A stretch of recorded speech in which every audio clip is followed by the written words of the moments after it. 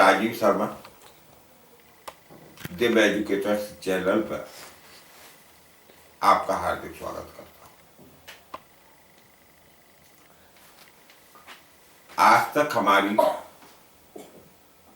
Total geography की 5 श्रृंखलाएं हो चुकी हैं। आज 6वीं श्रृंखला। इस श्रृंखला के माध्यम से जो 6 to 12 एनसीईआरटी के क्वेश्चंस होते हैं, उन क्वेश्चनों को सचित्र यानी मानचित्र के साथ मैं आपको समझाने की कोशिश कर रहा हूं। कभी कभी जिंदगी में छोटी छोटी चीजें बड़ी महत्वता रखती हैं। यह बच्चा छोटा आ बड़ा आ या ABCD या 1 2 3 नहीं पढ़ेगा तो उसके आगे बढ़ने की संभावना नगण्य हो जाती है। इसी तरीके से एनसीईआरटी हर एक चीज का एक सॉल्यूशन है और उस सॉल्यूशन के तहत मैंने आपको टोटल ज्योग्राफी के अंतर्गत एनसीईआरटी कराने का वादा किया है। इसमें यूं कहूं कि एनसीईआरटी है, ये भी गलत होगा, क्योंकि इसमें एनसीईआरटी से काफी ऊपर भी विभिन्न आयोगों में आए हुए क्वेश्चन भी मैं आपको सॉल्व कराने की चेष्टा कर रहा हूं।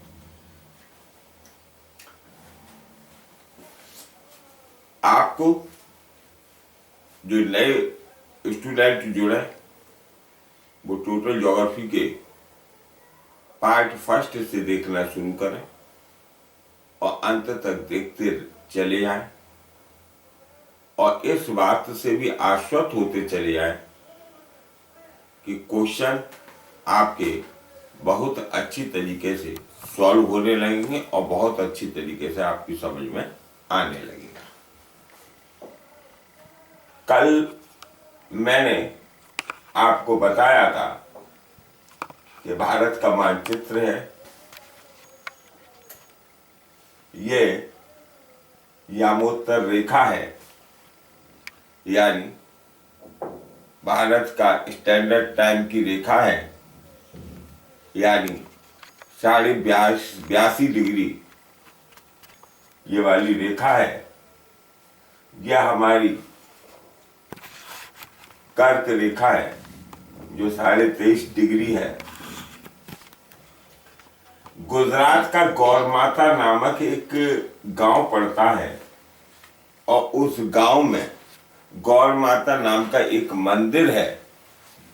वो असल में इस कर्क रेखा के सबसे पश्चिमी मंदिर है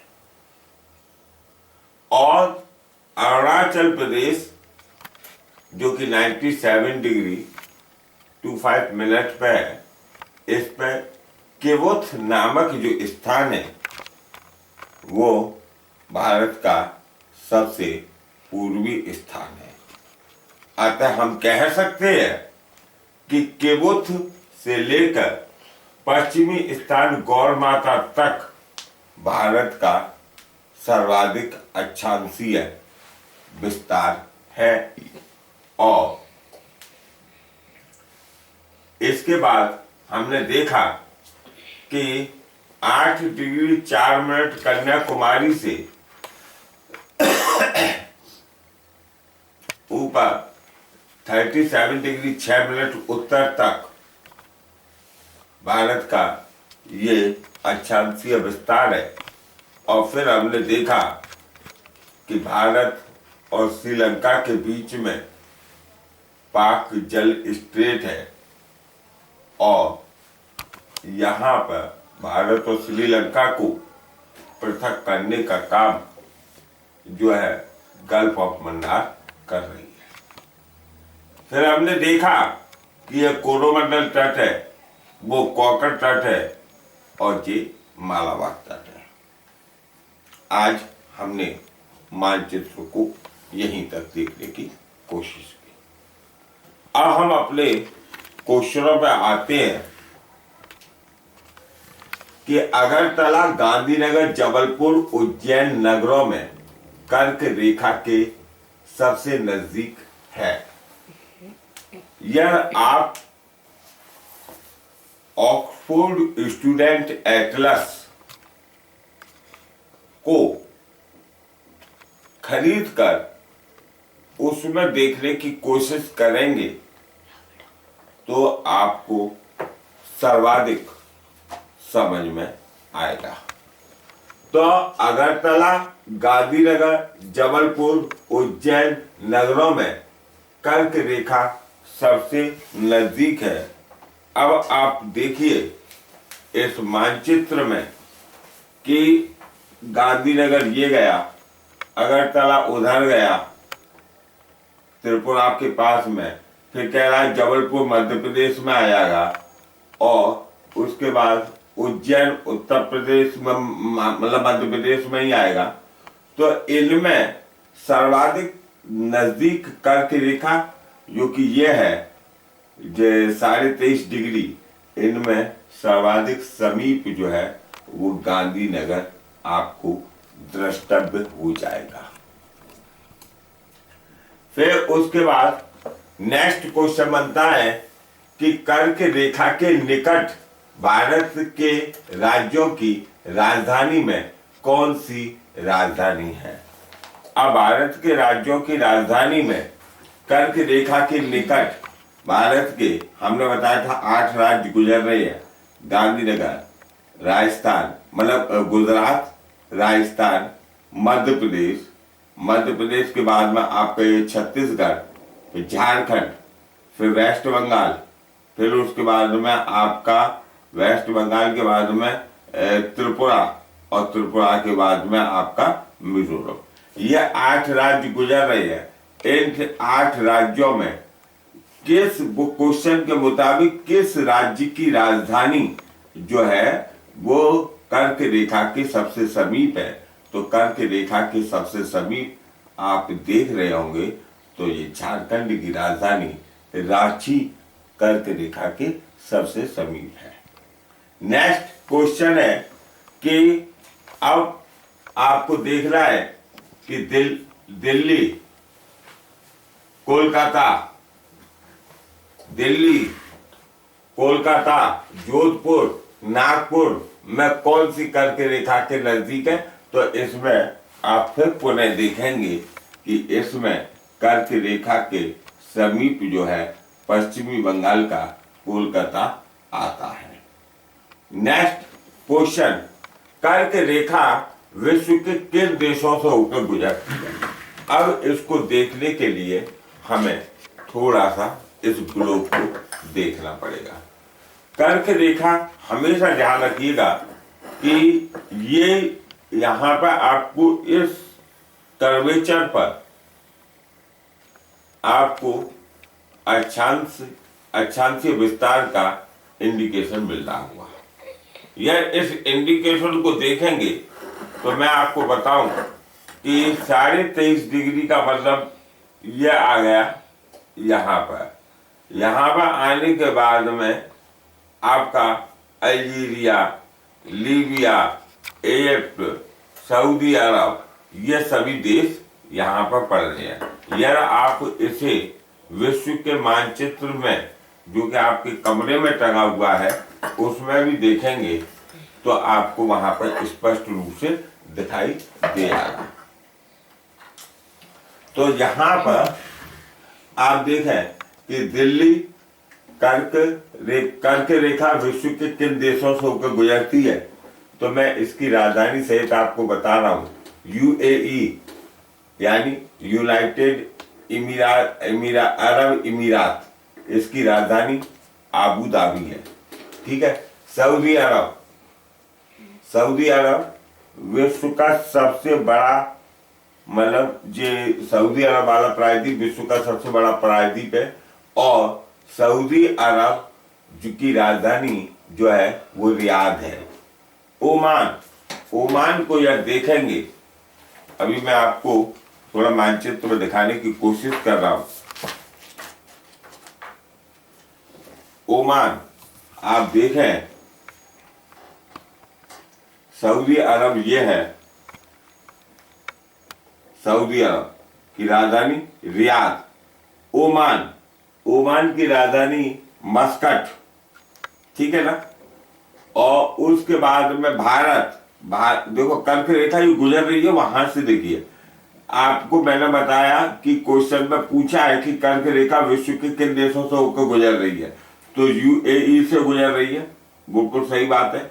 फिर उसके बाद में कर्क रेखा गुजर रही है सऊदी अरब से, ये गया सऊदी अरब। फिर उसके बाद में कर्क रेखा गुजर रही है ओमान से, ओमान की राजधानी रियाद है, वो मस्कट है, यहाँ से गुजर रही है। फिर गुजर रही है भारत से, अपना प्यारा भारत ये है, तो ये गुजर रही है यहाँ से, और भारत से, भारत की राजधानी नई दिल्ली है, ध्यान रहे आप दिल्ली मत बताइएगा, नई दिल्ली है। फिर गुजर रही है ये बांग्लादेश से, बांग्लादेश की राजधानी बांग्लादेश ये है, तो बांग्लादेश से गुजरी, तो यहाँ पर ये आपकी बांग्लादेश की राजधानी क्या आएगी, आपकी ढाका आएगी। फिर म्यांमार से, ये म्यांमार है यानी बर्मा, बर्मा से, बर्मा की राजधानी नैपिडो है। और फिर गुजर रही है चीन से, चीन ये आ गया शैतान मुल्क, तो इसकी राजधानी बीजिंग है। फिर ताइवान से, यहाँ से ऊपर, तो ये ताइपे, इस तरीके से ये रेखाएं गुजर रही हैं, 23.5 डिग्री रेखा गुजर रही है। अब भारत में दो बड़े राज्यों का क्रम, भारत में बड़े राज्यों का क्रम, यानी भारत में सबसे बड़ा राज्य आपका राजस्थान, फिर दूसरे नंबर का बड़ा राज्य देखें आप भौगोलिक रूप से, सबसे बड़ा राज्य देखें राजस्थान है, ठीक है। फिर दूसरे नंबर पर आता है मध्य प्रदेश है, फिर तीसरे नंबर पर आता है महाराष्ट्र, ये वाला है, फिर चौथे नंबर पर आता है उत्तर प्रदेश, ये है। लेकिन जनसंख्या की दृष्टि से उत्तर प्रदेश सबसे बड़ा राज्य है, ठीक है। अब आता है भारत में शीर्ष 5 बड़े क्षेत्रफल वाले जिले, तो सबसे बड़े जिले कच्छ गुजरात में पड़ेगा, लेह यानी लद्दाख की राजधानी है, यह पुराना मानचित्र है, यहां से ये रेखा कटी है, तो केंद्र शासित प्रदेशों ऊपर का हिस्सा लद्दाख का हो गया, नीचे का हिस्सा जम्मू कश्मीर का हो गया, तो लेह लद्दाख, मतलब लद्दाख की राजधानी लेह यहाँ पर है। उसके बाद में आपका आता है जैसलमेर राजस्थान, और बीकानेर राजस्थान, और बाड़मेर राजस्थान। यानी क्वेश्चन ये भी पूछ सकता है आपसे कि राजस्थान के कितने जिले बड़े जिलों में शामिल हैं पूरे भारत में, तो राजस्थान के 3, 4, 5 नंबर का जो बड़े जिले दिख रहे हैं, जैसलमेर, बीकानेर और बाड़मेर, ये बड़े जिलों में राजस्थान के 3 जिले शामिल हैं, ठीक है। नेक्स्ट क्वेश्चन आता है कि भारत के शीर्ष 5 तट वाले केंद्र शासित प्रदेश, तो सब बड़ा केंद्र शासित प्रदेश यानी राज्य और केंद्र शासित प्रदेश मिलाकर बात कर रहा है, तो आप देखिए कि ये अंडमान निकोबार द्वीप समूह है, सबसे बड़ी तट रेखा इसी की है जो कि 1962 किलोमीटर है। नंबर 2 पर गुजरात आता है, देखिए ये चौच मुड़ी, फिर ये मुड़ी, तो दूसरे नंबर की बड़ी तट रेखा गुजरात की है। तीसरे नंबर पर आंध्र प्रदेश आता है, यह आपका आंध्र प्रदेश है, यह आंध्र प्रदेश ये यहाँ पर गया, यहाँ से यहाँ तक इसकी तीसरी बड़ी रेखा है जो कि 970 किलोमीटर है। चौथे नंबर पर आपका तमिलनाडु है, तमिलनाडु ये गया। इसकी आंध्र, ये तमिलनाडु आपको दिख गया होगा येलो कलर का। तो तमिलनाडु में 9 से 7 किलोमीटर है। 5वें नंबर पर आपका आता महाराष्ट्र, यानी महाराष्ट्र की ये तटीय रेखा ये गई, गुजरात के नीचे महाराष्ट्र है, तो महाराष्ट्र की तटीय रेखा ये गई जो कि 720 किलोमीटर है। इसलिए हम कह सकते हैं कि अंडमान केंद्र शासित प्रदेश और राज्यों को मिलाकर सबसे बड़ी तट रेखा केंद्र शासित प्रदेश अंडमान निकोबार की है। दूसरे नंबर पर राज्य जो है गुजरात की है। तीसरे नंबर का राज्य आंध्र प्रदेश है। चौथे नंबर का राज्य तमिलनाडु है। 5वें नंबर का राज्य महाराष्ट्र है। इस तरीके से भारत के शीर्ष 5 तट वाले राज्य केंद्र शासित प्रदेशों की ये राजधानी है, मतलब वो तट रेखा बड़ी है। नेक्स्ट, भारत के शीर्ष 5 तट रेखा वाले राज्य, भारत के शीर्ष 5 तट रेखा वाले राज्य जो है वो कौन कौन से हैं उसे देखिए। गुजरात अभी मैंने आपको दिखाया, देखिए फिर पुनः देखिए, ये गुजरात है, ये वाला गुजरात, यानी ये वाला एरिया गुजरात। दूसरे नंबर का आपका आता है आंध्र प्रदेश। आंध्र प्रदेश का मतलब ये वाला एरिया, यानी ये वाला एरिया हमारा आंध्र प्रदेश का। तीसरे नंबर पर आपका आता है तमिलनाडु। तमिलनाडु में ये पिंक मतलब येलो वाला एरिया, ठीक है, ये तमिलनाडु का एरिया है। फिर चौथे नंबर पर आता महाराष्ट्र। महाराष्ट्र ये वाला एरिया ग्रीन वाला, ये चौथा नंबर का है तटीय क्षेत्र में। 5वें नंबर पर आता केरल। केरल आपको दिखेगा तमिलनाडु के वेस्ट में, ये केरल है, ये वाला। ये क्लियर। नेक्स्ट, द्वीप एक द्वीप है, ये कहाँ है? असल में द्वीप द्वीप करके ये भ्रमित करने की कोशिश की गई है।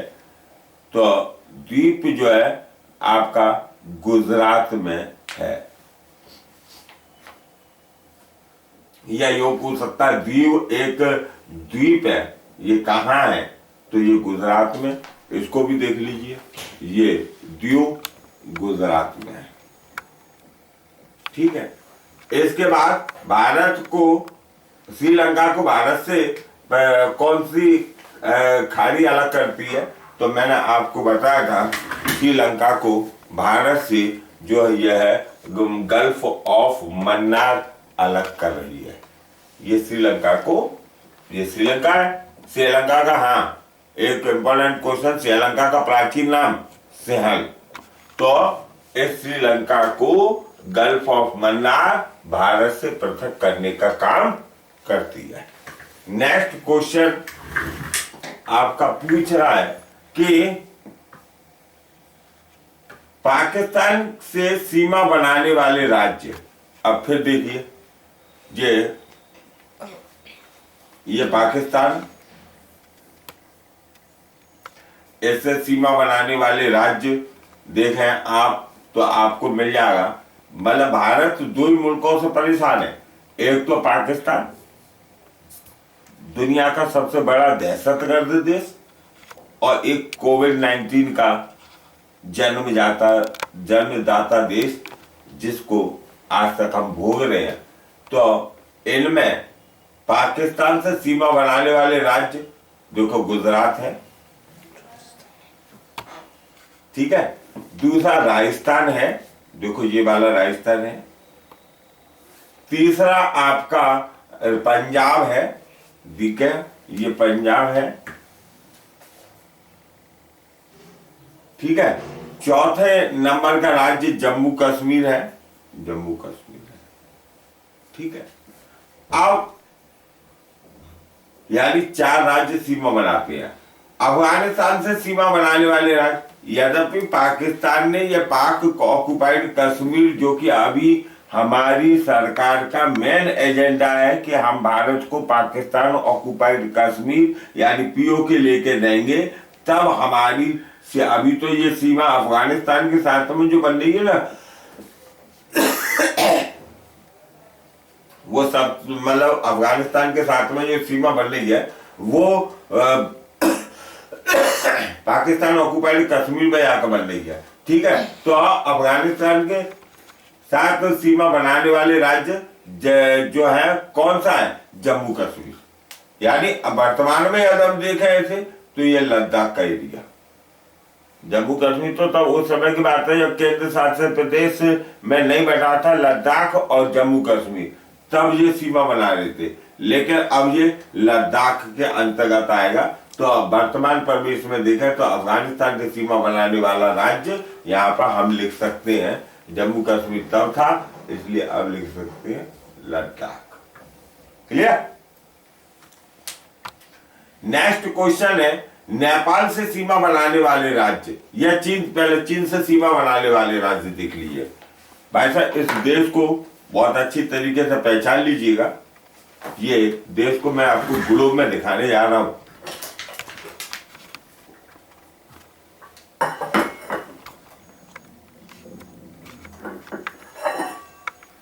ये है चीन। चीन नहीं, इसका नाम तो होना चाहिए था चैन हरण करने वाला, दुनिया की पीस को खत्म करने वाला मुल्क। कभी किसी माध्यम से, कभी किसी माध्यम से, कभी किसी माध्यम से एक गीदड़ भभकी देने वाला भी मुल्क।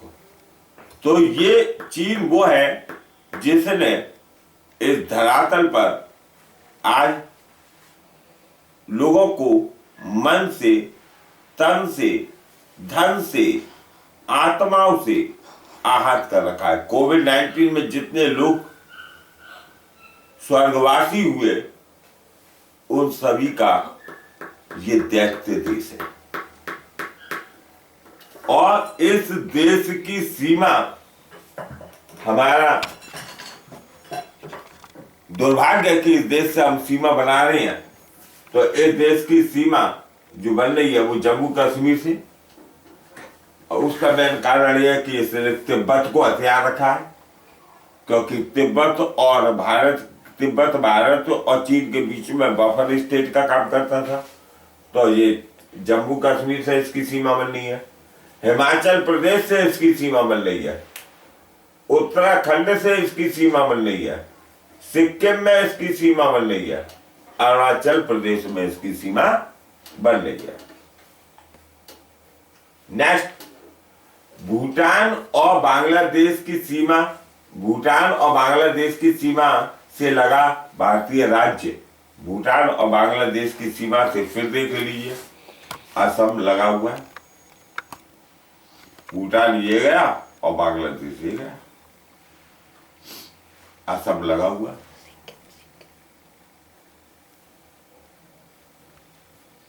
ठीक है, अब उसके बाद में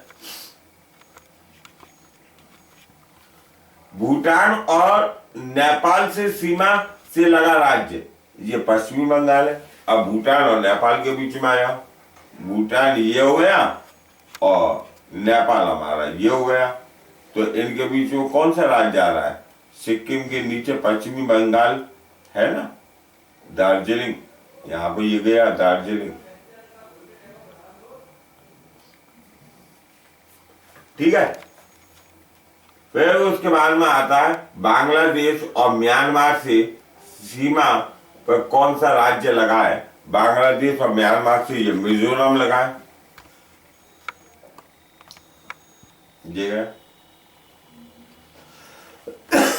इधर साइड में म्यांमार है, इधर साइड में बांग्लादेश है। इस तरह आज हमने मैपिंग के माध्यम से अति महत्वपूर्ण एनसीईआरटी के क्वेश्चन देखने की कोशिश की और हमने देखे भी। हम उम्मीद करते हैं कि आपको अगर मेरा चैनल लाभकारी दिख रहा है तो उसे लाइक कीजिए, सब्सक्राइब कीजिए और शेयर कीजिए, और फिर अन्य यूट्यूब चैनल को देखिए, फिर मुझे बताइए क्या मेरा चैनल आपके लिए लाभकारी सिद्ध होगा। तब तक के लिए जय हिंद।